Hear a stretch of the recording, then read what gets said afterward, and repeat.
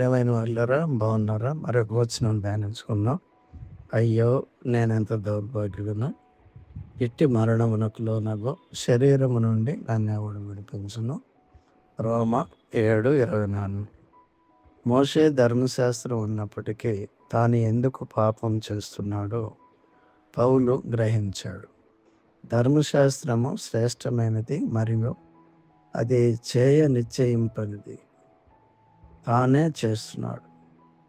తన శరీరంలోని పాప నియమం బట్టి మేలైనది చేయవలనను కోరిక తనకు కలుగుచున్నది కానీ దానిని చేయుట అతనికి కలుగుటలేదు.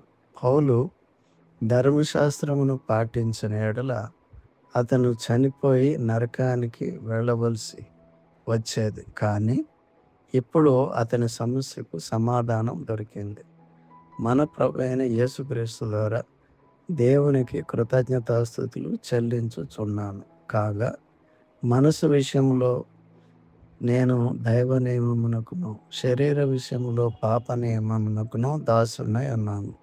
రోమా 7:25. మరియు కాబట్టి ఇప్పుడు క్రీస్తు యేసునందున్న వారికి ఏ శిక్షా విధియు లేదు. క్రీస్తు యేసునందు జీవమునిచ్చు ఆత్మ యొక్క నియమము పాప మరణముల నియమము నుండి నన్ను విడిపించును. ఎట్లనగా ధర్మశాస్త్రము దేనిని చేయజాలకపోయెనో దానిని దేవుడు చేసెను. రోమా 8:1-2. దేవుడు మిమ్మల్ని అందరిని దీవించి పాప మరణ నియమం నుంచి కాపాడును గాక. ఆమేన్.